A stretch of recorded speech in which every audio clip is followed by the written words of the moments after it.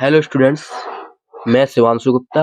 आज आपको पढ़ाने जा रहा हूँ अध्याय 3 के मोस्ट क्वेश्चंस जो पेपर में जरूर आएंगे।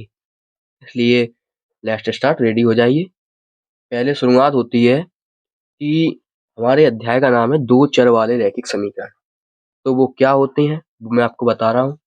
दो चर वाले रैखिक समीकरण जैसे वह समीकरण जो रैखिक हो, अर्थात उसमें चर की घात क्या हो, एक हो, और दूसरी बात उसमें दो चर हो, यानी एक्स हो उसके साथ वाई हो। एक्स वाई की जगह पे ए भी ले सकते हैं।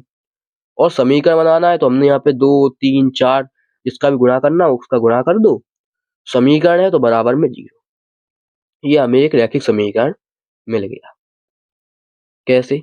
दो चर हैं, रैखिक समीकरण है, घात 1 है और समीकरण है इसलिए 0 लगा दिया। ये क्या मिल गया हमें? दो चर वाले रैखिक समीकरण का उदाहरण। पेपर में आ जाता है दो चर वाले रैखिक समीकरण का उदाहरण लिखिए, तो ऐसे हम लिख सकते हैं। उसके बाद शुरुआत होती है कि a1/a2 बराबर b1/b2 बराबर c1/d। इसका क्या मतलब होगा? तो इसका मतलब होता है कि समीकरण के अनंत हल होंगे, अनंत हल होंगे। रेखाओं की बात करें तो रेखाएं संपाती होंगी।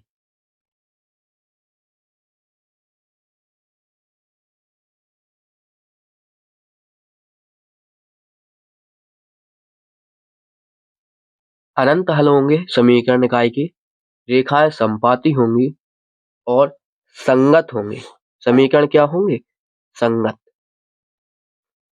संगत होंगे। उसी प्रकार सेकंड की हम कहें a1/a2 बराबर है b1/b2 के, तो उसके लिए क्या होगी कंडीशन कि एक अद्वितीय हल होगा, यानी केवल एक ही हल निकलेगा, उसके अलावा और कोई हल नहीं निकलेगा, अद्वितीय हल होगा। रेखाएं प्रतिच्छेदी होंगी, रेखाएं प्रतिच्छेदी होंगी और समीकरण निकाय संगत होगा।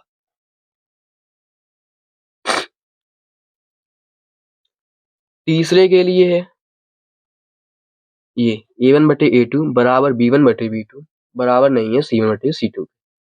इसके लिए है कि इसका एक भी हल नहीं होगा, एक भी हल नहीं होगा।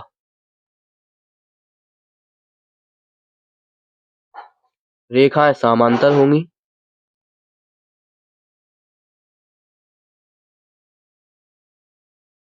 रेखाएं समांतर होंगी और समीकरण निकाय असंगत होंगे, असंगत होंगे।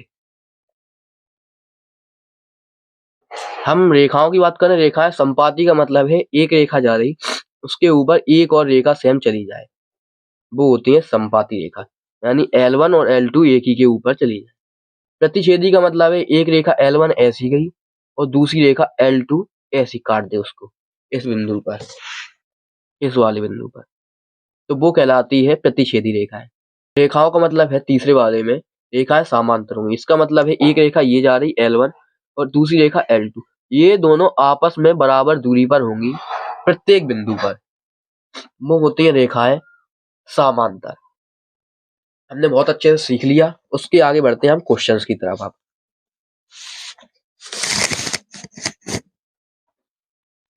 प्रश्न दिया है अनुपात a1/a2 b1/b2 और c1/c2 को ज्ञात कीजिए यदि समीकरण कैसे हैं। ये उनने दी है फर्स्ट समीकरण और सेकंड समीकरण। हमें इनका मान निकालना है और कुछ भी नहीं, तो हम निकाल लेंगे अच्छे से मान। हमने निकाला, हमने लिखा कि एक इनका होता है समीकरण जो मानक समीकरण, मानक समीकरण, मानक समीकरण होता है मानक समीकरण a1x plus b1y plus c1 बराबर 0 तथा a2x plus b2y plus c2 बराबर 0। इससे हम क्या करेंगे? तुलना कर लेंगे पहले वाले की। हमने तुलना की, क्या की? तुलना। पहले क्वेश्चन लिखना है उसके बाद में ये लिखना है। तुलना करने पर। जब तुलना की तो A1 का मान आया हमारे पास 3, B1 का मान आया हमारे पास 2 और C1 का हमारे पास मान आया -5। आप कहेंगे -5 कैसे? तो हम यहाँ देख सकते हैं, इसे हम जब लिखेंगे तो 3x प्लस 2y प्लस के 5 को उस तरफ लाए तो -5 बराबर 0। तब ये इस जैसे बनता है। उसी प्रकार इसको भी लिख लो, 2x माइनस 8y माइनस 7 बराबर 0। देन हम इसका निकाल लेंगे A2 बराबर 2, B2 बराबर -8, C2 बराबर -7। उसके बाद में हमसे मान निकलवा रहे थे A1 बटे A2, B1 बटे B2 और C1 बटे C2 के। तो रखेंगे हम A1 बटे A2 बराबर 3 बटे 2, B1 बटे B2 बराबर 2 बटे -8, C1 बटे C2 बराबर -5 बटे -7। ठीक, कोई प्रॉब्लम? बस तुलना हमें करनी है, उसके बाद में हम आसानी से निकाल सकते हैं। बस इन समीकरण की तुलना कर दो इनसे। उसी प्रकार सेकंड वाला भी है, आप लोग खुद ट्राई करना, बहुत आसान है। चलिए देखते हैं ये वाला क्वेश्चन। लिखा है रैखिक समीकरण युग्म को हल कीजिए। समीकरण दिए हैं x + 2y बराबर 8 और x - y बराबर 8। हम हल करने के लिए क्या करेंगे, हम सबसे पहले दोनों क्वेश्चन को लिख लेंगे। x + 2y बराबर 8 और यहाँ पर x - y बराबर 8। हमने मान लिया समीकरण 1 और समीकरण 2। फिर हम क्या करेंगे, इन दोनों को विलोपन विधि से हल कर लेंगे। विलोपन विधि आप सबने पढ़ी है। इसमें क्या होता है, किसी एक पद का विलोप कर देते हैं और दूसरे पद की सहायता से मान निकालते हैं। हम वही काम करेंगे। हम यहाँ पर लिखेंगे घटाने पर, अर्थात हमने समीकरण 1 को समीकरण 2 में से घटा दिया। घटाने पर क्या होता है, चिन्ह बदल जाते हैं, जो प्लस का वो माइनस का, जो माइनस का वो प्लस का। प्लस का x है, माइनस का हो गया, माइनस का y है, प्लस का y हो गया, और प्लस का 8 है तो माइनस का 8 हो गया। ठीक है, उसके बाद में x से x कट गया, क्योंकि x एक प्लस का था एक माइनस का था। प्लस के 2y और प्लस का 1y जुड़ के हो गए 3y। 8 में से 8 कट गए, बचे 0। 3 का हम भाग लगा देंगे तो y का मान हमें मिला 0। इस y के मान को हम समीकरण 1 में रख देंगे, अर्थात y का मान समीकरण 1 में रखने पर रखा तो x + 2 गुणा 0 बराबर 8 रख दिया। 2 गुणा 0 मतलब 0, x + 0 बराबर 8, अर्थात x का मान कितना मिला 8। तो हमसे कहा गया था कि निम्न समीकरण युग्म को हल कीजिए। तो हम लिखेंगे अतः x बराबर 8 और y बराबर 0 है। आंसर दिया है, दो संख्याओं का अंतर 26 है तथा एक संख्या दूसरी संख्या की 3 गुनी है। भाषा वाले क्वेश्चन है। हम लिखेंगे हल। माना पहली संख्या x है तथा दूसरी संख्या y है, तब प्रश्न के अनुसार यानी प्रश्नानुसार x - y बराबर 26। क्योंकि उन्होंने कहा दो संख्याओं का अंतर 26 है, अर्थात पहली संख्या और दूसरी संख्या का अंतर निकालेंगे तो 26 आना चाहिए। समीकरण 1 तथा उन्होंने दूसरी बार भी कहा है कि एक संख्या दूसरी संख्या की 3 गुनी है, अर्थात x बराबर 3y। एक संख्या दूसरी संख्या की 3 गुनी है। हमने माना x है वो y की 3 गुनी है, समीकरण बराबर करना था, इसलिए हमने इस तरफ y में 3 का गुणा कर दिया। उसके बाद में समीकरण 2 से हम x का मान समीकरण 1 में रख देंगे। हमने रखा समीकरण 2 से x का मान 1 में रखने पर रखा तो x बराबर 3y रखा हमने मान 3y माइनस y बराबर 26। 3y हमने यहाँ पर रख दिया तो 3y माइनस y बराबर 26। 3y में से 1y घट गया बचा 2y बराबर 26। 2 का भाग लगा देंगे y बराबर 26/2 अर्थात y का मान कितना मिला 13। 2 का भाग लगा देंगे 26 में 13। अब ये y का मान हम समीकरण 2 में रख देंगे। y का मान समीकरण 2 में रखने पर जब रखा तो x बराबर 3 गुणा y का मान कितना था 13 तो x का मान मिल गया 13 3 39। अतः संख्याएं 13,39 ठीक है। इसे हमने बहुत अच्छे से समझ लिया। उसके बाद में नेक्स्ट क्वेश्चन की तरफ हम बढ़ते हैं। चलो अब बढ़ते हैं नेक्स्ट क्वेश्चन की तरफ। लिखा है प्रश्न 2 अंकों की संख्या के अंकों का योग 9 है तथा इस संख्या का 9 गुना संख्या के अंकों को पलटने से बनी संख्या का 2 गुना है तो संख्या ज्ञात कीजिए। तो पहली बात हमें सिर्फ लिखना है माना पहली संख्या ना लिख के हम पहला इकाई का अंक लिखेंगे। पहला इकाई का अंक बराबर 22 तथा दहाई का अंक क्योंकि संख्या में इकाई और दहाई के अंक चलते हैं। दहाई का अंक बराबर 10x। 10 का गुणा क्यों किया? 10 का गुणा इसलिए किया कि हम कोई भी अगर संख्या लिखें जैसे हम 32 लिखें तो इसमें होता क्या है 30 प्लस 2 30 प्लस 2 तो 3 में हमने 10 का गुणा किया। उसी प्रकार हम दहाई के अंक में 10 का गुणा करते हैं। उसके बाद तब संख्या कौन सी बनी? तब संख्या बनी 10x प्लस y।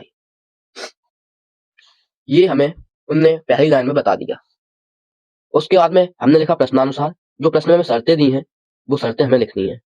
प्रश्नानुसार शर्त 1 में उन्होंने दिया है कि 2 अंकों की संख्या के अंकों का योग 9 है अर्थात x प्लस y बराबर 9 समीकरण 1 तथा शर्त 2 में लिखा है कि संख्या के अंकों को पलटने से बनी संख्या का 2 गुना हो यानी संख्या का 9 गुना करें। जो हमें ये संख्या दी है 10x प्लस y इसका हम 9 गुना करें अर्थात 9 गुणा 10x प्लस y बराबर उसी संख्या के अंकों को हम पलट दें अर्थात 10y प्लस x का 2 गुना होगा। ये हमें उनने कहा है प्रश्न में। इसे हम हल कर लेंगे। 9 का गुणा किया 90x प्लस 9y बराबर 20y प्लस 2x।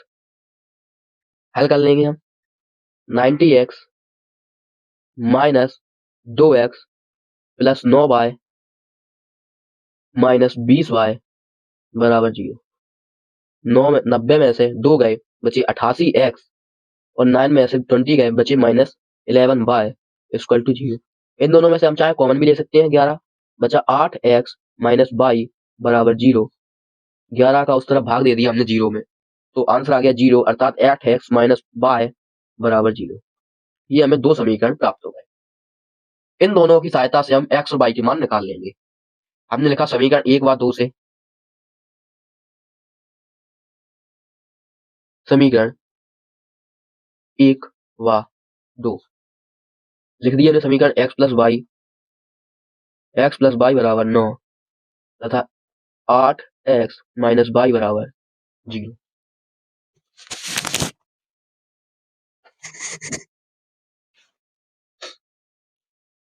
हम क्या करेंगे हमने समीकरण 2 जो लिखा था समीकरण 2 से 8x माइनस y बराबर 0 तो x का मान मिल गया y बटे 8। y को उस तरफ भेज दिया 8 का भाग लगा दिया x का मान मिल गया y बटे 8। x का मान हम समीकरण 1 में रख देंगे। x का मान समीकरण 1 में रखने पर हमने रखा तो समीकरण एक था x प्लस वाई बराबर 9, उसमें रखा वाई बटे 8 प्लस वाई बराबर 9। हल करेंगे वाई प्लस 8y बटे 8 बराबर 9। 8 को उधर भेज दिया और वाई और 8y जोड़ दिए, वाई प्लस 8y यानी कि 9y बराबर 9 इंटू 8। 9 से 9 कट गया तो y का मान मिला हमें 8। y का मान कितना मिल गया? 8। y का मान हम रख देंगे समीकरण 3 में, जो हमने x का मान निकाला था उसमें हम रखेंगे, हमने रखा y का मान समीकरण 3 में रखने पर, जब y का मान हमने समीकरण 3 में रखा तो x बराबर 8 अपॉन 8, 8 से 8 कट गए, x का मान आ गया 1। ठीक, x का मान निकला 1 और y का मान निकला 8। तब संख्या कौन सी बनी? तब संख्या हमें प्राप्त हो गई, कितनी थी संख्या हमारे पास थी? 10x plus Y, 10x plus Y. तो यहाँ हमें संख्या मिल गई 10 गुणा 1 प्लस 8, 10 एकम 10 और 8 हो गई 18। संख्या में कितनी प्राप्त हो गई? 18। इस प्रकार संख्या हमें प्राप्त हो गई 18। ये है आपका आंसर। उसके बाद नेक्स्ट क्वेश्चन की तरफ पढ़ते हैं हम। हमें दिया है 3x माइनस 5y माइनस 4 बराबर 0 तथा 9x बराबर 2y प्लस 7। इन दोनों का हम हल कर लेंगे। उन्होंने कहा है इन समीकरण युग्मों को विलोपन विधि से हल कीजिए। किस विधि से? विलोपन विधि से कर लेंगे। हमने लिखा हल, दोनों को पहले हम नीचे लिख लेंगे 3x माइनस 5y माइनस 4 बराबर 0 और यहाँ हमने लिखा 9x, 2y को इस तरफ ले आओ, माइनस 2y माइनस 7 बराबर 0। ये हमें समीकरण 1 और समीकरण 2 प्राप्त हो गए। विलोपन विधि के लिए हमने देखा कि इन दोनों में कुछ भी सेम नहीं है काटने लायक, तो हम करेंगे क्या? हमने ये किया कि हमने दोनों में गुणा कर लिया। दोनों में हमने क्या किया? गुणा कर लिया। हमने यहाँ किया 3 का गुणा, तो इसमें कर लिया 1 का गुणा। ठीक है, प्रश्न इसमें समीकरण 1 में हमने 3 का गुणा कर दिया था। 3 3 जा 9x, 3 5 जा 15y और 3 4 जा 12 बराबर समीकरण 1। ऐसे हम करेंगे 1 का गुणा तो सेम वही रहेगा, माइनस 2y माइनस 7 बराबर। हमने इसका गुणा इसलिए किया क्योंकि अब x और x के पास समान हो गया, अब इन्हें हम काट सकते हैं। तो हमने लिखा घटाने पर। ये क्वेश्चन मोस्ट है, आ भी जाएगा पेपर में, पिछली साल आया था 2024 में। ठीक है, हम करेंगे प्लस को माइनस, माइनस को प्लस, माइनस को प्लस। अब हमने प्लस से माइनस काट दिया, ये माइनस 15y और प्लस के 2y कट के माइनस के 13y। यहाँ पर माइनस के 12 में से प्लस के 7 घट गए, बचे प्लस के सॉरी माइनस के 5 बराबर माइनस 13y माइनस के 5 उस तरफ गए तो प्लस के 5 भाग लगा दिया, हमें y का मान मिल गया माइनस के 5 बटे 13। ये y का मान हम समीकरण 1 में रख देंगे। हम समीकरण 1 में रखा 3x माइनस 5 गुणा माइनस के 5 बटे 13 माइनस 4 बराबर 0। 3x माइनस 5 और माइनस 5 प्लस के 25 बटे 13 माइनस 4 बराबर 0। अब हम करेंगे क्या? एलसीएम लेंगे सबका। हमने तीनों के बटे में 1 लगा लिया, एलसीएम आ गया 13। 1 13 13 और 13 3 39 एक्स 13 एकम 13 और 1 पंचे 1 25 25 13 13 चौको 52 बराबर 0। 13 को उस तरह भेजा तो पूरा पर 0 हो गया, यानी 39 एक्स 25 में से 52 घट गए, बचे कितने? 27 बराबर 0। 27 को उस तरह भेजेंगे, 39 एक्स बराबर 27। एक्स का मान निकल कर आ गया 27 बटे 39। अतः आंसर में प्राप्त हो गया 27 बटे 39। ठीक है, आसान क्वेश्चन था। उसी जैसा ये क्वेश्चन भी लिख दिया है, ये भी मोस्ट पेपर में आ गया था, इसे भी आपने जरूर लगाएं। और वीडियो अगर अच्छा लगा हो तो लाइक कमेंट और सब्सक्राइब करें। और हमारी इसी चैनल पर 2 प्लेलिस्ट चलते हैं, एक आपको कंप्यूटर के बारे में जानकारी दी जाएगी, दूसरे में आपको पढ़ाई संबंधित सारी जानकारी मिलेगी, इसलिए आप जरूर देखें दोनों वीडियो। Thank you.